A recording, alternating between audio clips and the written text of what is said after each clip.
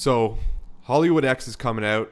We're going to be talking about building this lean, jacked celebrity physique. But one of the things I think is really important is you need to build that Hollywood 5.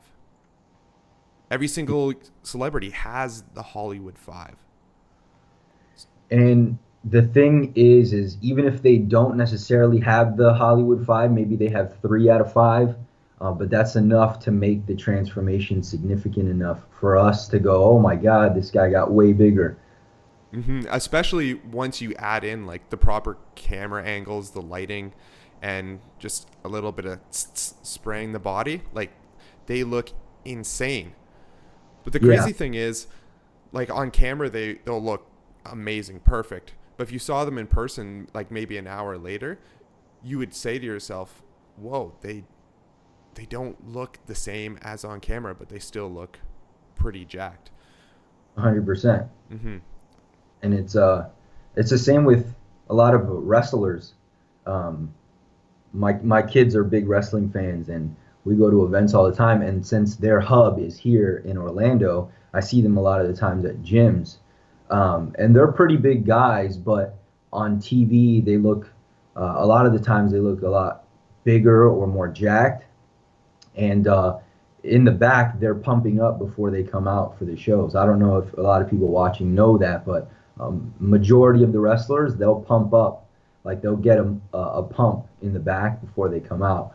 Um, but I think they do the same thing in Hollywood for certain scenes. They'll get a nice little pump before shooting the scene. Mm-hmm. And to be honest, I'm gonna be completely honest with you guys. I will pump up before going out to a pool party or something. Like, I'll get changed in my bathing suit and I'll do push-ups in the bathroom. Don't judge. Fuck it. Yeah.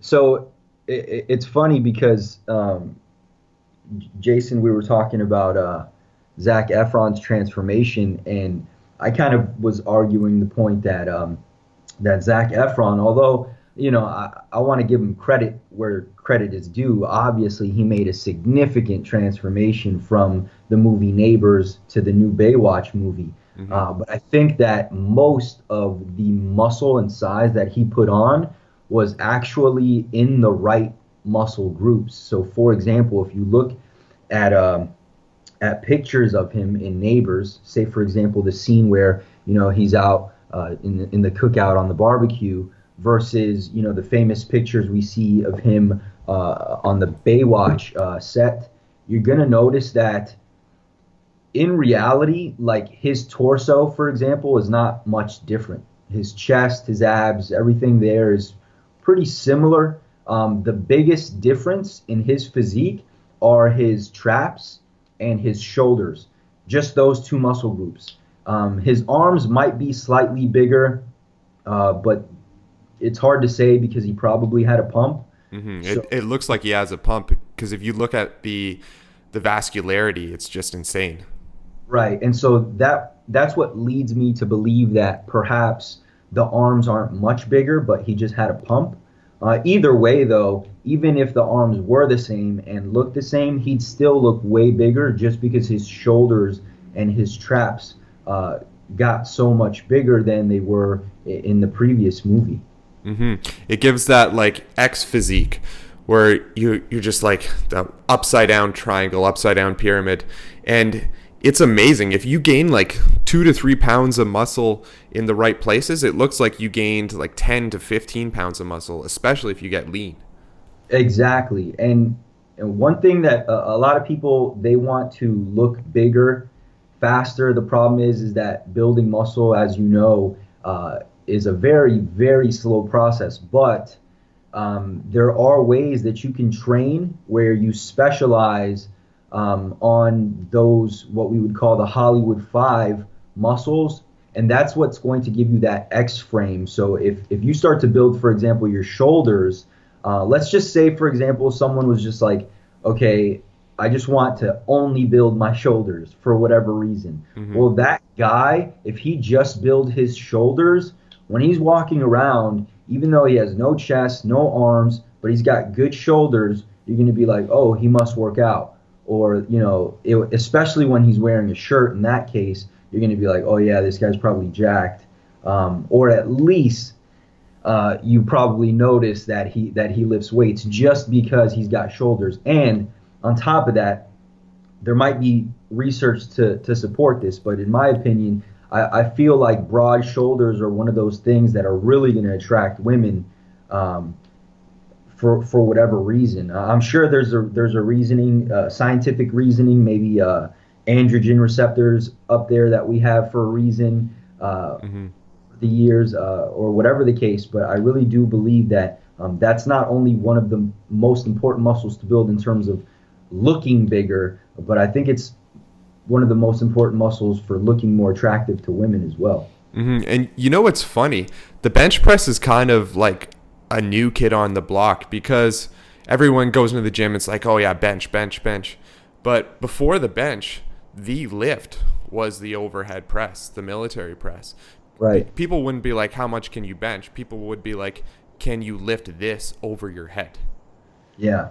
And I think it's kind of funny because like in the 20s and the 30s, you look at these pictures of the strong men, and they didn't have big chests, but they looked jacked because they had those big shoulders. Right. And it's kind of funny because we will look at people a little bit more intensely than, let's say, a regular person. Like if a girl sees a guy, they just say, oh, he's jacked. They don't look at each individual muscle. But because of our profession, we look at each individual muscle and we'll be like, okay, like, and we'll judge in the back of our minds. We'll be like, okay, his shoulders are great. And then you can kind of analyze it and be like, oh yeah, his pecs haven't changed, kind of thing. Especially when you're talking about Zac Efron. I think Right. you are 100% onto something here when you're saying he didn't change a lot of things from Neighbors to Baywatch, but he looks significantly different because he changed the right things. Right. He looks bigger. I mean, this is not to say that he's not bigger. He's obviously much bigger, but I don't think he's as much bigger as we might think or perceive, because again, he's built bigger shoulders, he's got bigger traps, even his lats are bigger. You can tell in some shots. And all this is doing is making his upper body appear larger, his waist appears smaller, and thus he looks like he's gained a significant amount of muscle mass. And you were saying that we look at guys, especially like things about their physiques and things of that nature, differently than most people. And it's funny because while you and I might look at Chris Pratt in his recent movie and say, well, he doesn't look that impressive, even though he's made a great transformation. The majority of people, especially women who aren't really like into bodybuilding, would look at him, and they do, and they say, wow, look how jacked Chris Pratt is, or look how big he is, or muscular, or whatever the case. And that's another thing you got to consider, is that most people, or to most people, you don't have to look like Zac Efron or The Rock to be jacked. And I think we're just numb to it because we see bodybuilders all the time, and we see people who want to look absolutely perfect. So when we see a celebrity, we'll be like, okay, this person doesn't look like these bodybuilders that we're always judging, or always like comparing it to.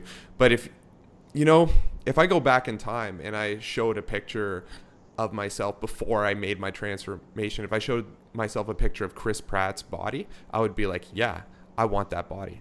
Especially if you can see his transformation, because I don't know if you know, but he had like the dad bod. Yeah, see, that I wasn't too familiar with the transformation. I've just heard about it through the grapevine, that he had gotten bigger and more muscular. So I only saw the after picture, and to me, not to take anything away from him, I'm sure he worked really hard for that transformation, but it just didn't look impressive. But the point is not that I don't think it's impressive. The point is that even though it's a physique that we might think is nothing great, the majority of people think that it's a great physique. But you know what? This is the Instagram effect. If you're into fitness, chances are, Instagram knows that, and so everything you see on Instagram is fitness related. And so you're seeing the best of the best physiques under the best conditions. And so you have this perception of what an attainable body is, or what's realistic, or maybe even set your goals on things you're seeing, and you become unrealistic in your expectations because all you're seeing are guys who've been working on their bodies for 10 plus years, are super shredded, have a pump, etc. And then we look at these guys who make these quick 6 month to a year transformations for movies, and we're like, oh, that's shit. But the truth of the matter is that these guys got those results quickly. Hmm. And you know what's kind of funny about Chris Pratt's body? I think he looks great. Like, absolutely, he looks awesome. Even though if you compare it to a bodybuilder, he would be getting a D or an F. But Right.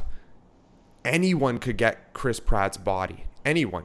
And you could realistically get Chris Pratt's body training, 2 to 3 times per week. And if you just had like a solid workout program and you were on par with your nutrition, you could get that body and you can maintain it the rest of your life. 100%, without a doubt. And that's why I think it's funny when everybody always screams steroids about the actors' transformations. It's either they're on steroids or they look like shit. There's no in between. But the fact of the matter is that the truth is probably somewhere in between. They're probably not on steroids, although I can't say with certainty, obviously. But I think what throws people off is how fast they make, or how fast it seems like they've made these incredible gains. But ultimately, like you were saying about Chris Pratt's physique, to be honest with you, on a decent training program with maybe a focal point of building your shoulders and traps, you would look just like that, in a short period of time too. Hmm. Yeah, looking at him, he definitely has like some good traps. He worked on his shoulders. He worked on his chest. Hmm. It's hard to tell with his lats, but if you kind of look at the one picture, you can see it's looking like he has some decently wide lats, and Yeah. those are basically the Hollywood four. Maybe Yeah. add a bonus one. He has some good abs, which means he got lean. Right, So exactly. That's another factor that a lot of people don't consider is that when you're leaner, you're going to look bigger because now all of the muscle definition just makes you look more muscular. I have pictures of me at, 15 to 17% body fat where I'm way bigger than I am right now, but I don't look like I lift weights. I look like Joe Schmo walking down the beach, but now I'm a lot leaner. I'm probably, maybe under 10%, I would say. I weigh a lot less. I'm obviously smaller, like literally my measurements are smaller because I've cut so much fat. But, now, I can, without tooting my own horn, I can walk down the beach and get stares because, now I actually look the part. I look shredded. I look bigger and more muscular, even though I'm smaller. That's what a lot of people need to understand is that this whole bodybuilding physique thing is all about illusion. It's not about actually being the biggest guy, right? It's about looking like you're the biggest guy. So if you can build a few key muscles, if you have bigger shoulders, maybe your upper chest is nice and thick, your traps are solid, and you got some good lats to give you the illusion that your waist is smaller. And then on top of that, you get leaner so that these muscles pop out a bit more. You're going to look better than 99% of people out there. hmm. So what kind of exercises do you like for those Hollywood 5 muscles? Yeah, so we'll start with the shoulders. The Okay. shoulders, I'm a big fan of overhead pressing. Anytime you can perform a heavy compound and load it up to hit the majority of the shoulder or any other muscle group for that matter, I think it's a great choice. But I also like for the shoulders to really hammer the mid delts. And the reason is simple because we're already hitting the front delt so much. Anytime we're bench pressing or training our chest in general, we're hitting our front delts. Whenever we're pulling, regardless if it's bent row or face pulls or whatever, training our back, we are going to be hitting our rear delts. But the mid delts, although they're probably the most key in getting that wide looking physique, gets ignored because there's not many more exercises that we're already doing that are hitting them.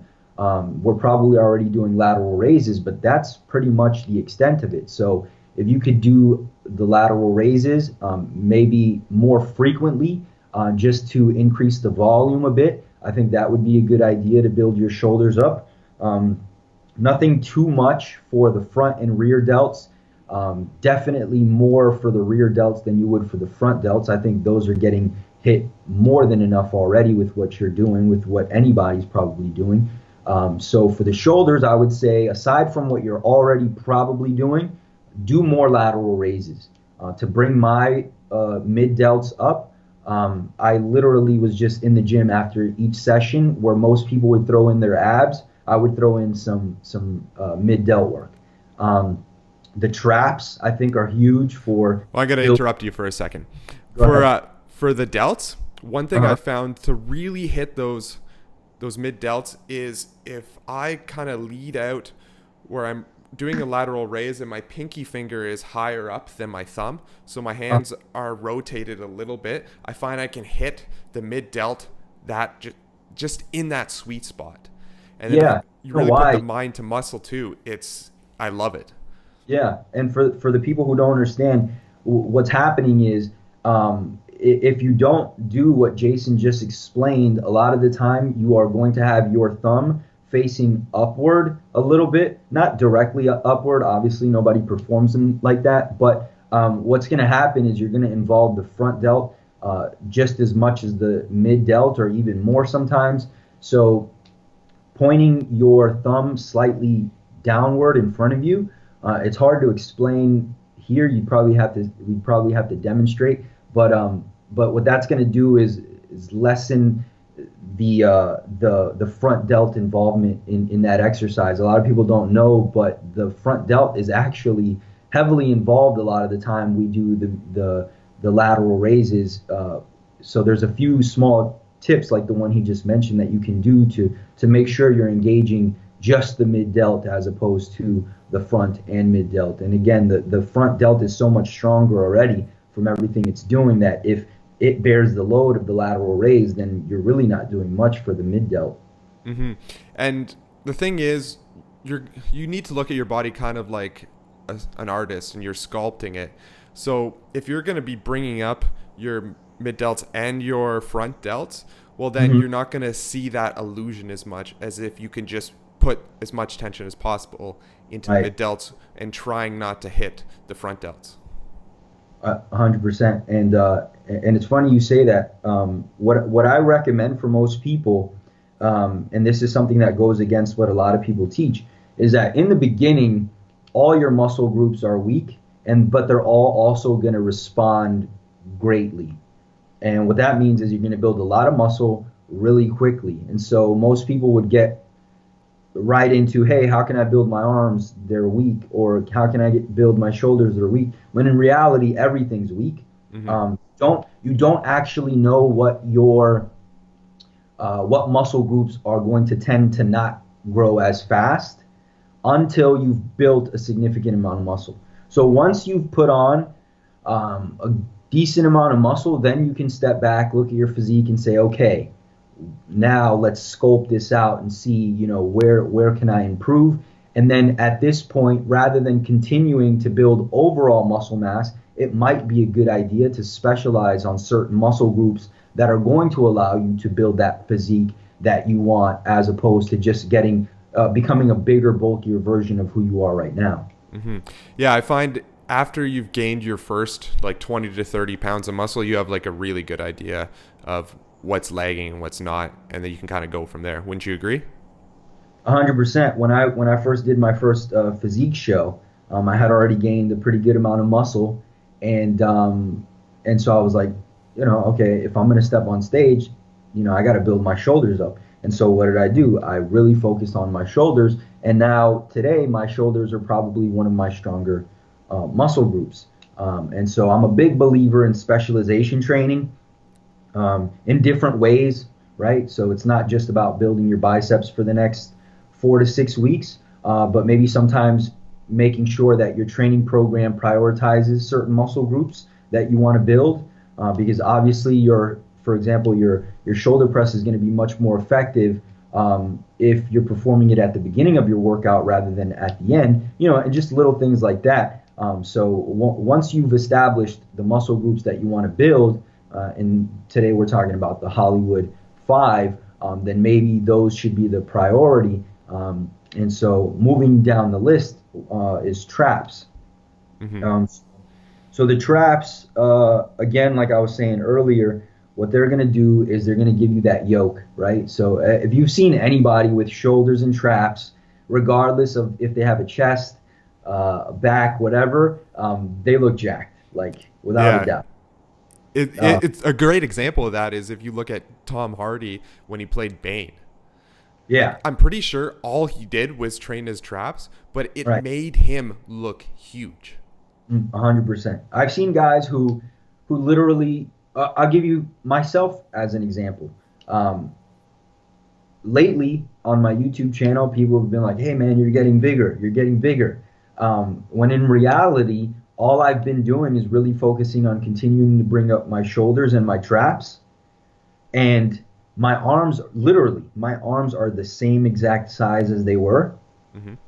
But people are like, "Oh my God, you look way bigger." And the truth of the matter is that I'm not actually that much bigger. My shoulders are just getting bigger and my traps are getting bigger because I'm intentionally training in a way that brings those muscle groups up. But I'm not actually getting, like, my arms aren't bigger. My chest isn't bigger, My lats aren't bigger. Well, maybe my lats a little bit, but, it's hard to tell. But for the most part, it's my traps and my shoulders getting a little bit bigger. And so now people are starting to realize that, I am getting bigger, but it's not because my arms are bigger or anything like that, simply because I'm focusing on key muscle groups. Mm-hmm.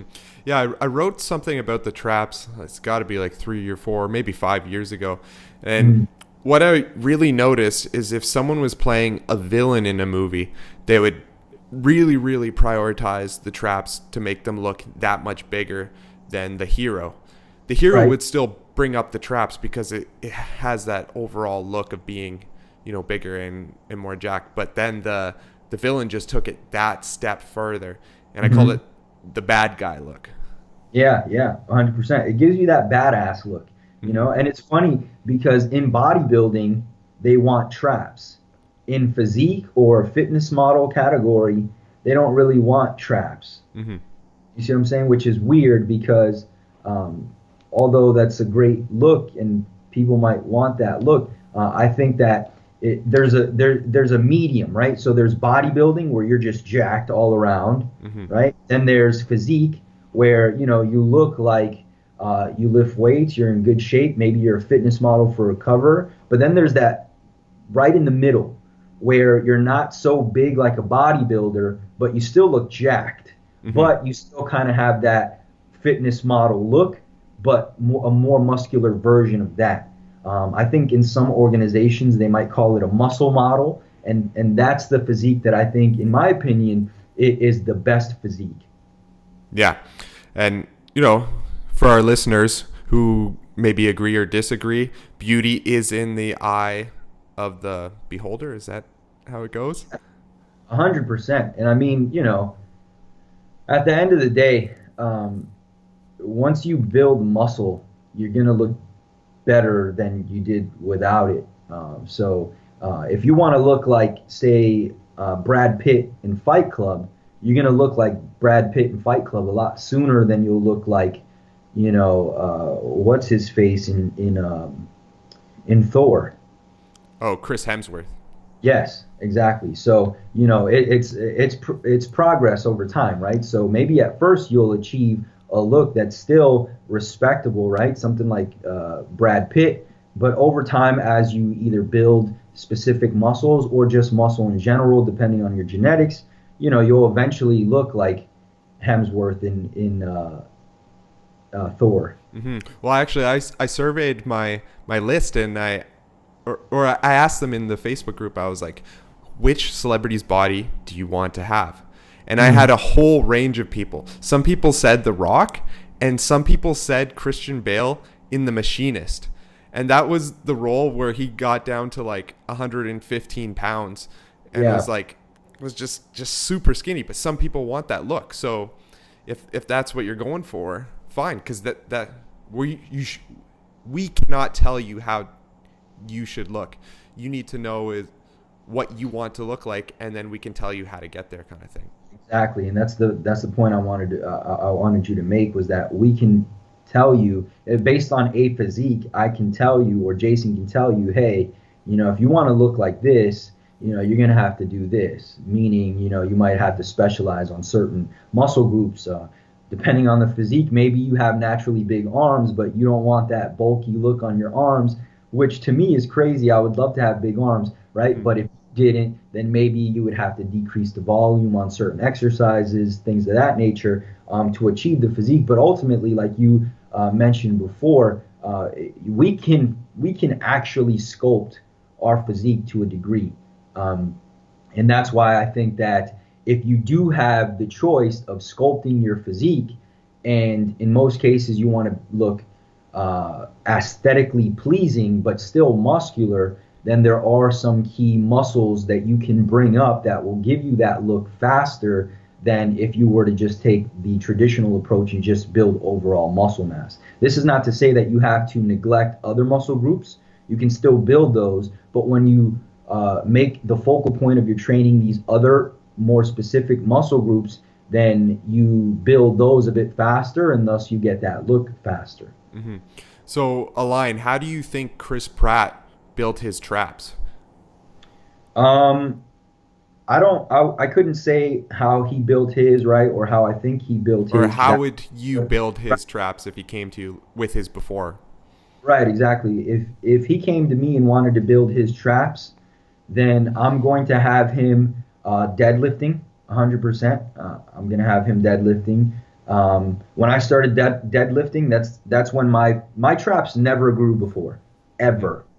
Obviously they probably grew a little incrementally to the point where I couldn't even notice. But once I started deadlifting and I got stronger and stronger, my traps grew significantly. But another thing that I would recommend, if you really want to blow them up, is maybe at the end of your workouts, or maybe a couple times a week, maybe do some farmer walks with some heavy weight. We've seen this a lot with strong men. Those guys have probably the biggest traps, and a lot of their training or even in competition is, carrying shit around similar to a farmer walk. And that's probably the only two things that I would really focus on in the training. Number one, deadlift and get that deadlift up. And number two, if you really want to blow them up, start implementing some farmer walks. Mm-hmm. I think, this is my theory, so I could be wrong, but I think once you start deadlifting and once you start doing farmer's carries and you get up to some pretty heavy weights, it's not just the tension going through the traps that builds them. I think there's androgen stored in your traps and around your neck, so they just naturally get bigger because you're naturally increasing your testosterone levels. That's possible. I don't know that would have any physiological impact on, building your traps that significantly. But from a different standpoint, what I think it is, when you're lifting, right? Because the traps are there in a way also to ensure that your arms don't rip out of your body, right? From the shoulder. And so whenever you're carrying a heavy weight and just holding it, there's a lot of tension, stretch, right, on the traps. And I think that when we load the traps up, because you got to remember the traps are a really, really strong muscle group. They can handle a lot of load. And so when you're holding, 405 on a deadlift, or you're carrying around, walking around with 135 or 225 or whatever it is on a farmer walk, that stretch that you're putting on the traps is going to produce hypertrophy. For sure. So what's the next muscle you think we should talk about? Well, while we're in the upper region So we got shoulders and traps. Those are hands down the main two to make you look wider and just bigger in general. The next one I would say is kind of a beach muscle. It's the upper chest. Mm-hmm. A lot of people from building their upper chest will get some major pectoralis development, which is, the majority of the chest, but a lot of people really lack upper chest. And even these guys that we're showing you pictures of lack upper chest. And I think that if they did have a thicker upper chest, they would look even more impressive than they do right now. Mm-hmm. Yeah, that's the funny thing. I remember when I started training my chest, I was like, okay, I want my chest to pop out, so I'm going to train the lower part of the chest. But Right. then what happens is it just kind of makes you look droopy. I found it makes me look more droopy. But the key is to really build that upper pec for the shelf. And then what happens is if sun is beating down at you when you're on the beach, it Mhm. gives a bigger shadow. So it makes your chest look wider. That's what I found. Yeah. And like you mentioned, that droopy look where, the chest is nice and full, but then up here is flat. And, I don't want to bash any of these guys, but if you look at some of these pictures, that's what you're going to notice, that they're probably doing a lot of things like bench press, but not much work directly on the upper chest. Because again, the upper chest is one of those muscle groups that you either have or you don't. Not that you can't build it, but if you're doing the traditional exercises with, regular bench, overhead press is great for the upper chest, but for some guys it's not enough. Then it could result in building bigger pecs faster than building your upper chest, and so you get that droopy look that you're referring to. Mm-hmm. And one thing I like to do too is I'll just do a little bit of it, but it'll be a bit of dips where I kind of lean in so I can get the tension on my chest, and I find that helps the outside corner right by the armpit to develop there, and that in combination with the upper chest gives that wide, broad look.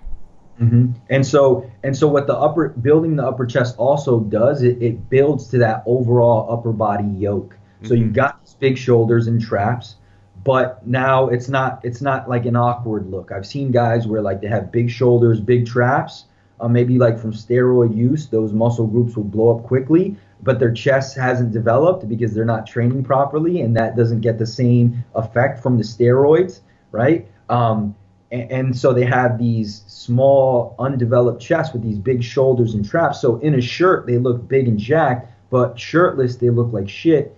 And it's important that you build your chest up from an aesthetic standpoint, because now you're going to look thicker from the side and from the front, as opposed to just looking good in a t-shirt.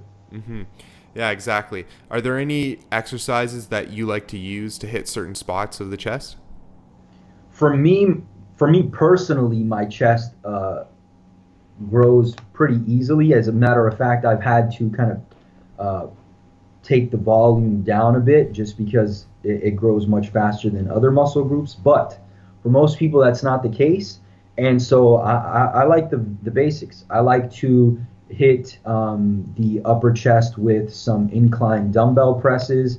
And then again, as I mentioned before, the overhead press is actually great for building your upper chest. So if you're getting stronger in your incline dumbbell press and in your overhead press, you're going to build a thicker upper chest. Mm-hmm.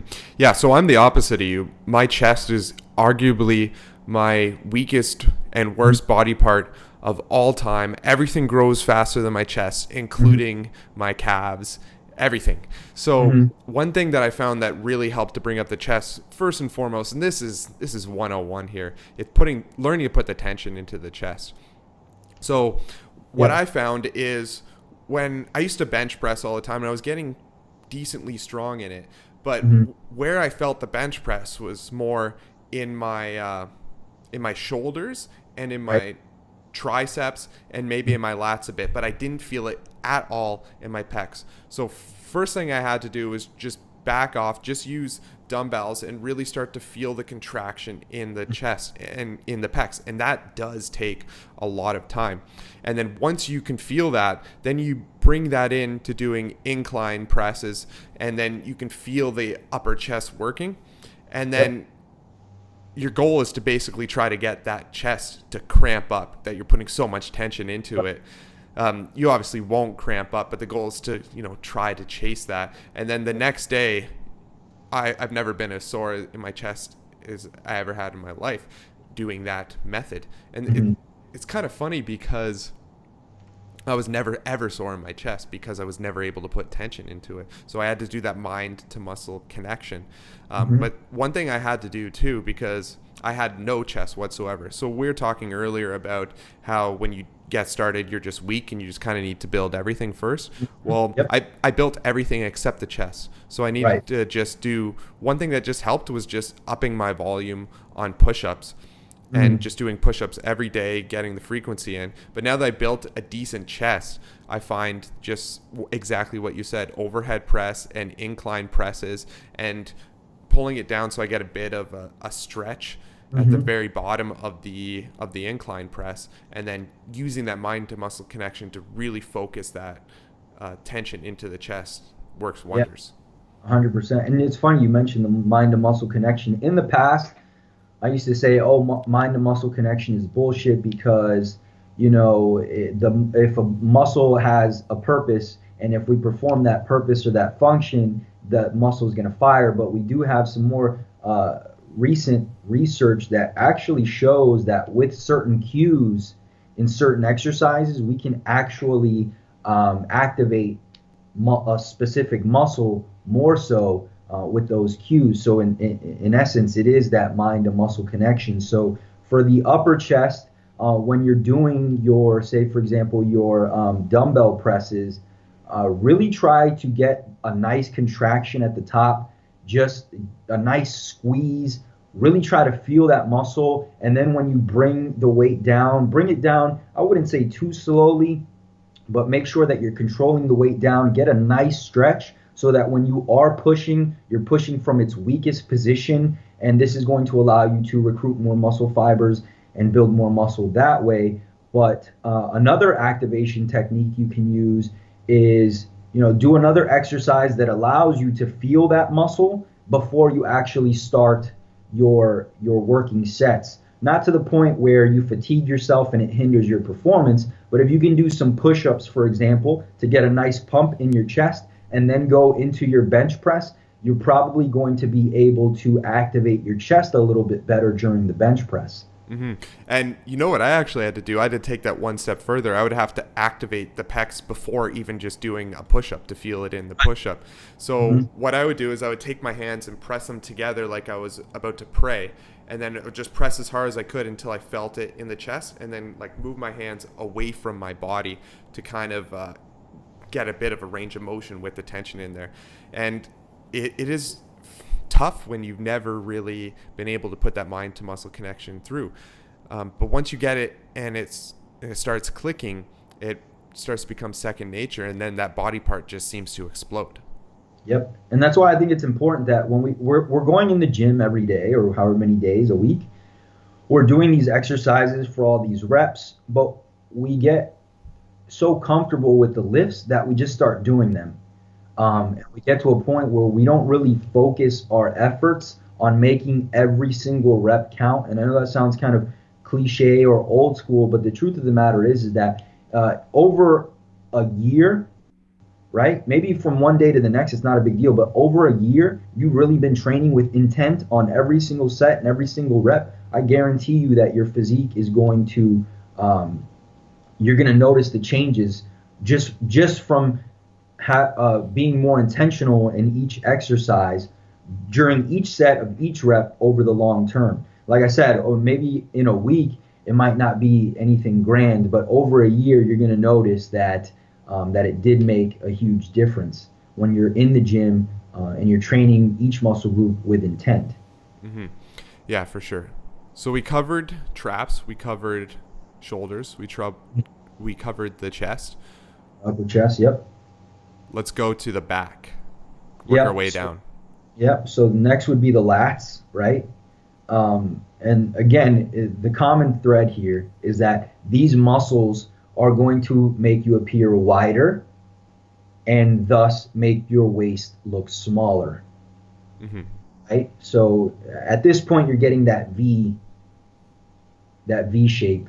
Um, Now we're talking about the lats. The lats again are going to make you appear wider from either the front or the back, which then it also in turn make the waist look smaller. The lats, similar to the chest, is a muscle group that a lot of people have a very hard time actually feeling during whatever lat exercise they're doing.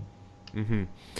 Yeah, it's kind of funny because next to my chest, I think my lats were like one of the weaker ones. But that one was a lot easier to put the tension into. And once I started to learn to put the tension into it, all the rows and pull-ups I was doing, I put the tension into the lats, and boom, next thing I know, I have lats, and people are asking me if I'm a rock climber. Yeah, it's insane. Yeah. The, the lats, the lats are one of those muscle groups that I had trouble building, and I think it was because of not training with intent. I was just doing the exercises that I thought would build them, just because I was performing that function. But once I started training the lats in a way where it got to the point where literally I'd have to stop my sets because they felt like they were gonna burn, right, or tear off, in a good way, that's when my lats really started growing. They didn't grow that much from the traditional pull-ups and pull-downs, things like that. They really started growing from straight arm pull-downs, and I put up a video on this on how I perform them a bit differently. If your traps just grow, right? Like they're a good muscle group and they just grow from the basic movements, and that's fine. You probably don't need to do this. But if you're someone who's like me, who really can't feel them that well during certain exercises, then the straight arm lat pull is going to be a great way to really engage the lats and actually feel it. And what's going to happen is the more you feel them during this exercise, the more you'll be able to feel them during other exercises, because now you know what it feels like to be training the lat. And so you're going to aim for that feel when you're doing things like your lat pull downs or even things like seated rows that aren't so much focused on the lats. Mm-hmm. I find with that specific exercise is I can feel it more in the upper part of the lats. Mm-hmm. And I don't know if this is just like pseudoscience or whatever, but for me, if I feel like I'm able to build more of that V because I'm adding more onto the top and sculpting it up there, and that's why I like to use that exercise. Yeah, for sure. Again, the straight arm lat pulls. If you don't feel your lats on a straight arm lat pull, which is probably not going to be likely, but if you don't, then there's a very simple technique that you can use, where basically at the top of the lift, you want to kind of bend at the hips. It's kind of hard to explain, but if you bend at the hips almost to the point where you're bent over, when you're bringing the weight down or the rope towards your body, and then you kind of stand up. I'm sorry, you stay bent over as you're bringing the weight up. What you're going to be able to do is actually, instead of getting here, mm-hmm. right, where your arms are in front of you, you get them above your head almost after. You get them here where the lats are actually lengthened. So instead of doing this, right, mm-hmm. you're doing this. Exactly, you get that bigger range of motion. Right, you're getting them from a fully lengthened position as opposed to, not fully lengthened. Doing this is cool, but when you start doing this, right, now you're getting that true full range of motion, and because of that stretch, you're going to feel your lats firing a lot better. Mm-hmm. If you look at it biomechanically, it's basically the same movement as a pull down from your shoulder to your elbow. The one thing that's really changing is you're keeping your arms straight instead of bending them. So you're still able to put that tension in, but the lever is a bit longer, so you can't use as much weight, which means you have more potential of putting tension into the lats, just from a scientific engineering standpoint right here. So the function of the lats is exactly that, to bring your arm down from out in front of you, mm-hmm. or from overhead, right? Or your humerus down towards your body, right? So this is why we do lat pull downs, right? because we hit the lats, and this is why we do straight arm pull downs, because it also hits the lats. The problem with the lat pull down is because we're pulling as well, we're involving a lot of the mid upper back as well. And a lot of people already, they either don't know that they're supposed to be intentionally hitting the lats, or they just overcompensate with their upper back. And so they never actually feel the lats during those exercises. And if that's you, then what you want to do is things like straight arm pull downs that disengage those other muscle groups and allow you to really focus on the lats. And then if you want to take it a step further, use the technique I showed to get the deep stretch. Make sure you're maximizing muscle fiber recruitment, because now you're training them from their weakest point and execute them like that. Mm-hmm.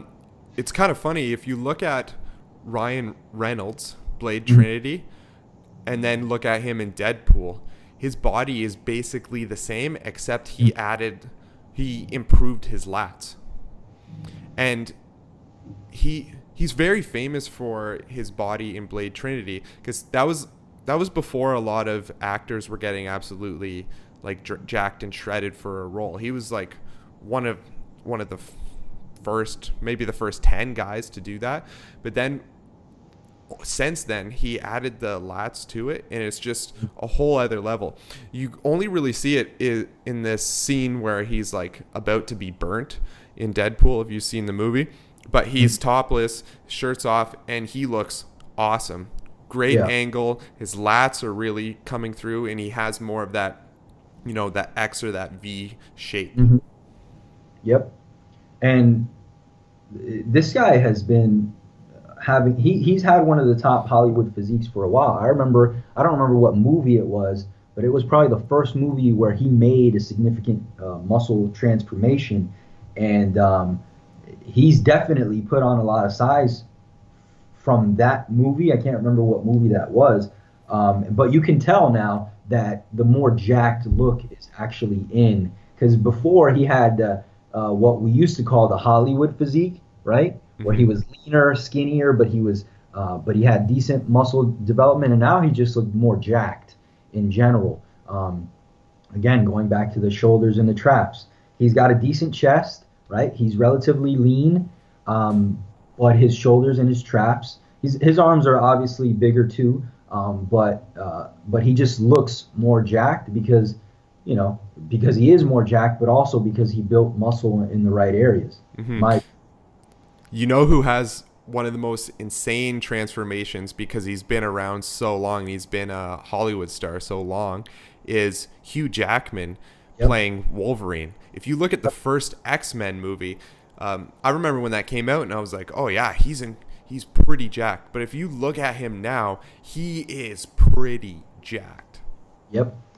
And the cool thing about him is, I think 3 years ago, he posted a video on his Instagram of him deadlifting over 400 pounds, and it said, if the bar ain't bending, you're pretending. Yeah. And so we know that he's using some of these methods. And if you look at, going back to the traps, Hugh Jackman's traps are great, and it's because he deadlifts. 100%. And he's got probably one of the more aesthetic physiques, but he's also got a lot more time under his belt. Mm-hmm. You can't expect Zac Efron and these other guys to look like Hugh Jackman. Hugh Jackman has been obviously training for a while. I mean, that first Wolverine movie where he looked jacked, how long ago was that? So he's been at it for a while, but he keeps improving. Mm-hmm. He just keeps getting better, even though he's getting older. So that's probably good to hear for any of the older gentlemen listening.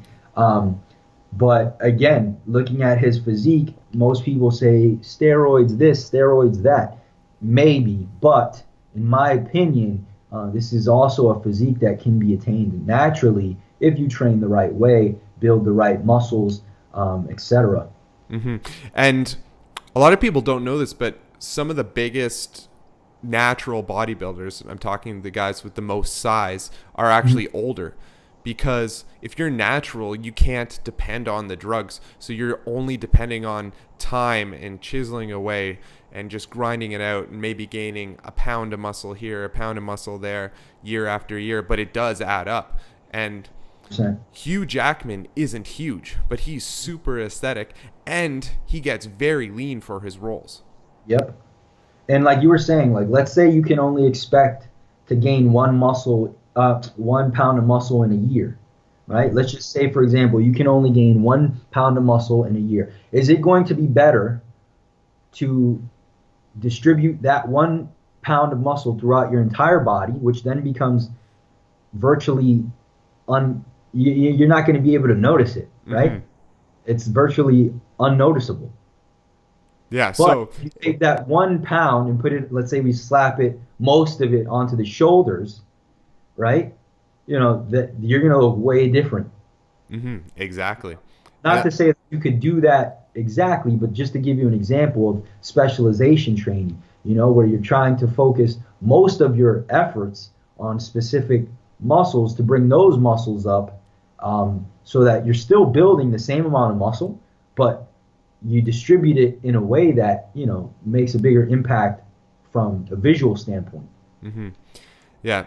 So moving on, there's one muscle group which I think gets ignored the most in Hollywood, and it's because a lot of times they're just seen with their shirt off.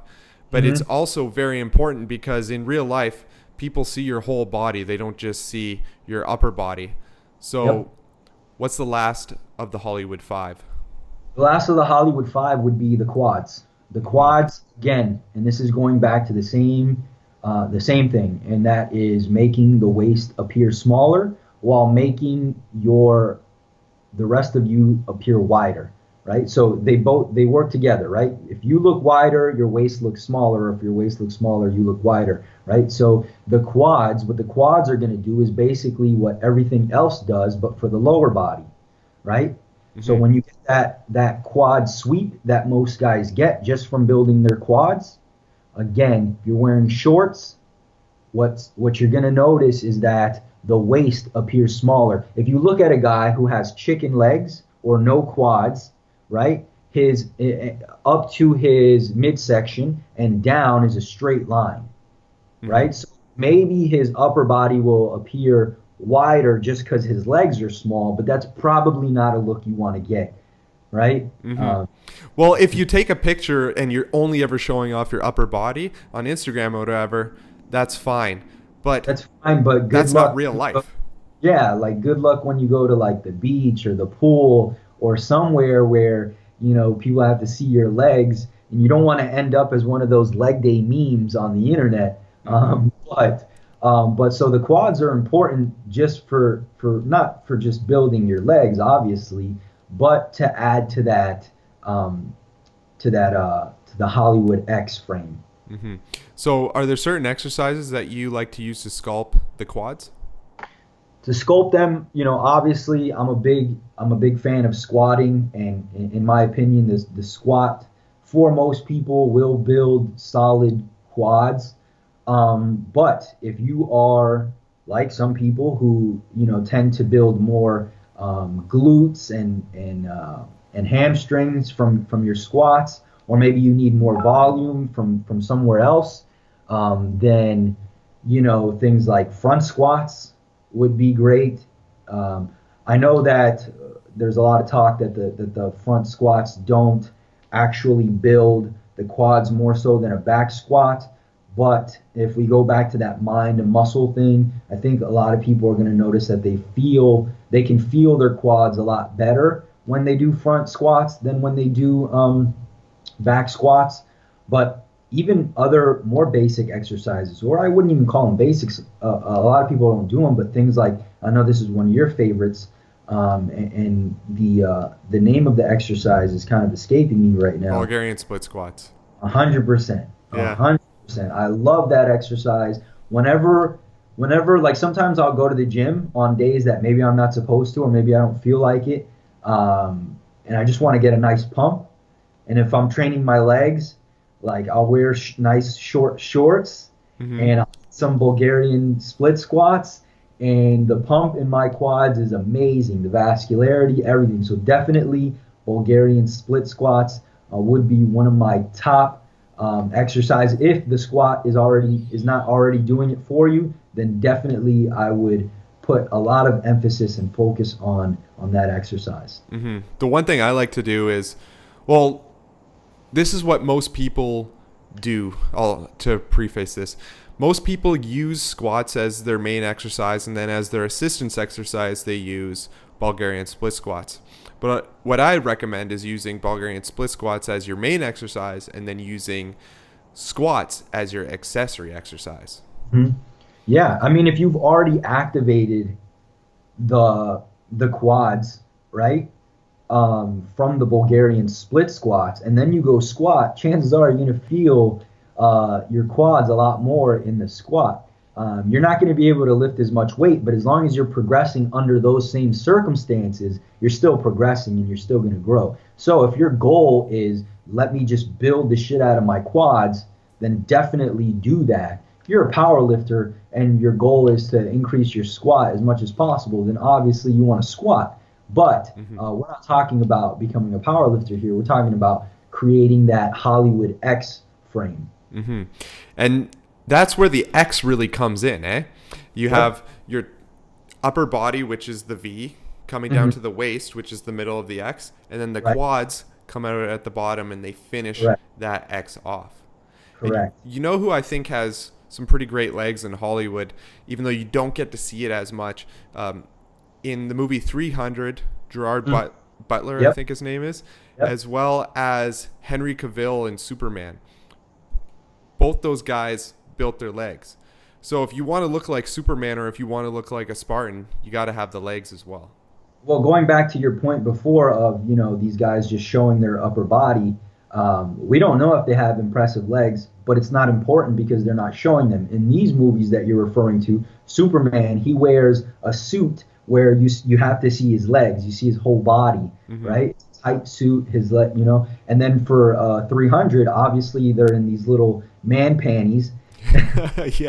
And depends. And so they have to show their legs. And so in these cases where you have to show your legs, the quads are important. In 300, if he would have had some chicken legs, he probably would have become a huge meme on the internet today. And so just like Superman, he had to build his quads up because he actually has to show them. And so that's what added to him having that Hollywood X, or what we would call the Hollywood X frame. So Alain and I could talk about these celebrities all day, but the main thing that we're saying here is if you look at any celebrity transformation, if you look at their bodies, their trainers work with them to help build those Hollywood 5 to make it look like they made a bigger transformation than they actually did, which is good news for anyone out there listening to this episode because it means it's attainable. All you have to do is just build these muscle groups or prioritize them, but don't forget about the rest of your body, obviously. And you can make it look like you can make a 3 pounds gained muscle. You can make that look like 10 pounds. You can make it look like 15 pounds if you put it in the right spot. 100%. And this is not to say that we know without a shadow of a doubt that these celebrity coaches are doing this, but the fact remains that if we were to take somebody on who wanted to achieve this look or look bigger, faster, then we would focus on certain muscle groups and specializing on those muscle groups to bring those up to make you look like you put on more size than you actually have. You ever seen guys like maybe wrestlers, like high school wrestlers? They're tiny little guys, but because of all the pushing and pulling, they've built their shoulders up, and they've got that kind of like little yoke, and you see them and you're like, damn, this guy looks pretty jacked. It's because, again, it's the illusion. And so if you want to get bigger and look bigger, it's important that you focus on very specific muscle groups. And that's why we created our program Hollywood X.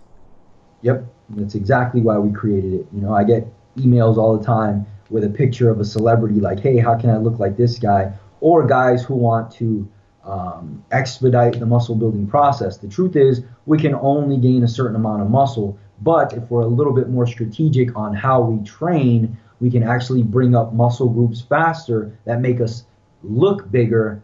And that's ultimately what we want, right? We don't necessarily, a lot of people say, I want to weigh 200 pounds and be 10%. But in reality, it's not a weight that you're looking for. It's actually a look.